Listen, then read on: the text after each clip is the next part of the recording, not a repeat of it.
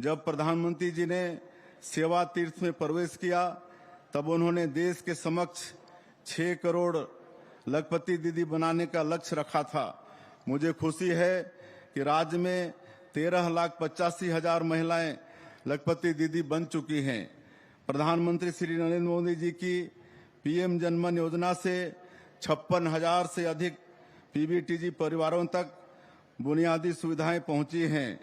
6,691 जनजातीय बहुल गांव में धरती आबा जनजातीय ग्राम उत्कर्ष अभियान का लाभ पहुंच रहा है। प्रधानमंत्री ग्राम सड़क योजना से पिछले 2.5 सालों में जनजातीय क्षेत्रों में 93 सड़कों का निर्माण पूरा किया गया, जो कई सालों से अधूरी थी।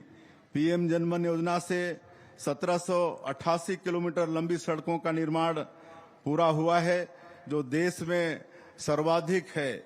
वनाधिकार पत्र प्रदान करने में छत्तीसगढ़ देश में अग्रणी है।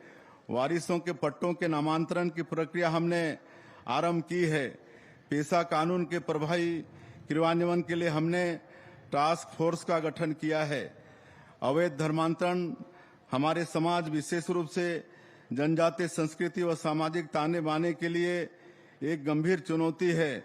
हमने इस पर रोक लगाने छत्तीसगढ़ धर्म स्वातंत्र कानून लागू किया है। स्वामी विवेकानंद कहते थे कि मुझे 100 ऊर्जावान युवा दे दीजिए, मैं भारत का रूपांतरण कर दूंगा। यह कथन युवा शक्ति पर उनके अटूट विश्वास को व्यक्त करता है। विकसित छत्तीसगढ़ के निर्माण में युवाओं की भागीदारी बढ़ाने के लिए हम रोजगार से लेकर नवाचार तक अवसरों के नए द्वार खोल रहे हैं। प्रतियोगी परीक्षाओं में पूर्ण पारदर्शिता सुनिश्चित करने हेतु हमने ऐतिहासिक सुधार किए हैं। हमने तृतीय एवं चतुर्थ श्रेणी के पदों की भर्ती के लिए छत्तीसगढ़ कर्मचारी चयन मंडल बनाया है। नियमित रूप से 7 कैटेगरी में भर्ती परीक्षा आयोजित होगी। परीक्षा में अनुचित साधनों तथा नकल को रोकने के लिए हमने विधानसभा में सख्त कानून पारित किया है। हमने पुलिस में 7,000 युवाओं की भर्ती की है। हमने छत्तीसगढ़ कर्मचारी चयन मंडल के माध्यम से शिक्षक एवं सहायक शिक्षकों के 3,946 पदों पर भर्ती की प्रक्रिया शुरू की है। बिजली कंपनियों में 1,235 पदों पर अब तक की सबसे बड़ी भर्ती की जा रही है। हमारे एकलव्य एवं प्रयास आवासीय विद्यालय के बच्चे इस वर्ष नीट परीक्षा में बड़ी संख्या में सफल हुए हैं।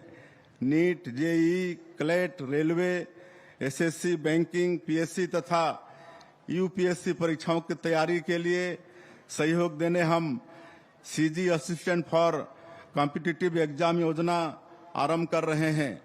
हमने अग्निवीरों के रोजगार के लिए बड़ा निर्णय लिया है। 4 वर्ष की सैन्य सेवा पूरी करने वाले छत्तीसगढ़ के अग्निवीरों को पुलिस आरक्षक, वन रक्षक और जेल प्रहरी की सीधी भर्ती में 10% आरक्षण दिया जाएगा। हमारी नई औद्योगिक नीति युवाओं के लिए रोजगार एवं उद्यमशीलता के नए द्वार खोल रही है। नई नीति में कोर सेक्टर के साथ ही इमर्जिंग सेक्टर को भी विशेष प्रोत्साहन दिया गया है। इसका लाभ युवाओं तक पहुंचाने हम पीएम सेतु के तहत 30 आईटीआई का उन्नयन कर रहे हैं। वर्षा काल के बाद हम जिला और प्रदेश स्तर पर रोजगार मेलों का आयोजन करेंगे। छत्तीसगढ़ स्टार्टअप प्रोत्साहन नीति के तहत युवाओं के नवाचारों को प्रोत्साहित करने के लिए हमने 100 करोड़ रुपए का स्टार्टअप फंड बनाया है। हमारी शैक्षणिक संस्थाएं नए विचारों को प्रोत्साहित करें, नए जमाने के अनुरूप युवाओं को तैयार करें। इसके लिए हमने राष्ट्रीय शिक्षा नीति को अपनाया है। प्रदेश में forensic university, campus, NIT, NIELIT जैसे संस्थान हम लेकर आए हैं। इसी सत्र से हम 5 मेडिकल कॉलेज गीदम, कुनकुरी, जांजगीर चांपा, मनेन्द्रगढ़, कवर्धा में आरंभ कर रहे हैं। 6 शासकीय इंजीनियरिंग एवं पॉलिटेक्निक कॉलेजों को सीजीआईटी के रूप में विकसित कर रहे हैं। हमने 500 करोड़ रुपए के छत्तीसगढ़ राज्य एआई मिशन को मंजूरी दी है। इसके तहत 100 AI data lab 5 centre of excellence और 50 से अधिक AI आधारित सेवाएं विकसित की जाएंगी। 6 लाख विद्यार्थियों एवं 1.5 लाख शासकीय कर्मचारियों को AI का प्रशिक्षण दिया जाएगा। वैश्विक मंच पर हमारे राज्य के खिलाड़ी तिरंगा लहरा सकें, इसके लिए हम खेल अधोसंरचना का कायाकल्प कर रहे हैं तथा मुख्यमंत्री खेल उत्कर्ष मिशन शुरू कर रहे हैं। ग्लासगो राष्ट्रमंडल खेलों में रजत पदक जीतकर देश का गौरव बढ़ाने वाली छत्तीसगढ़ की बेटी ज्ञानेश्वरी यादव को हमने DSP के पद पर पदोन्नत करने तथा 30 लाख रुपए की सम्मान राशि देने का निर्णय लिया है। हमने राज्य के 156 उत्कृष्ट खिलाड़ियों के लिए शासकीय सेवा के दरवाजे खोल दिए हैं। देश के पहले खेलो इंडिया टेबल गेम्स की मेजबानी हमें मिली। बढ़िया खेल हुए और तय हुआ कि अगले साल छत्तीसगढ़ में ही इन खेलों का आयोजन होगा। स्वास्थ्य एवं सामाजिक सुरक्षा के लक्ष्यों को प्राप्त करने की दिशा में भी हम तेजी से बढ़ रहे हैं। आयुष्मान योजना के माध्यम से हम राज्य के 91% लोगों को मुफ्त इलाज की सुविधा दे रहे हैं। हम नवा रायपुर में मेडिसिटी का निर्माण कर रहे हैं, जहां देश के विख्यात अस्पताल अपना कार्य करेंगे। स्वास्थ्य ढांचे को मजबूत करने से राज्य में संस्थागत प्रसव बढ़कर 96.2% हो गया है। प्रदेश में 326 संजीवनी एक्सप्रेस तथा 380 महतारी एक्सप्रेस एम्बुलेंस सेवाओं के माध्यम से आपात स्थिति में बेहतर स्वास्थ्य सेवाएं मिल रही हैं। उद्योगों की सुगमता के लिए हमने ईज ऑफ डूइंग बिजनेस विधेयक पास किया है।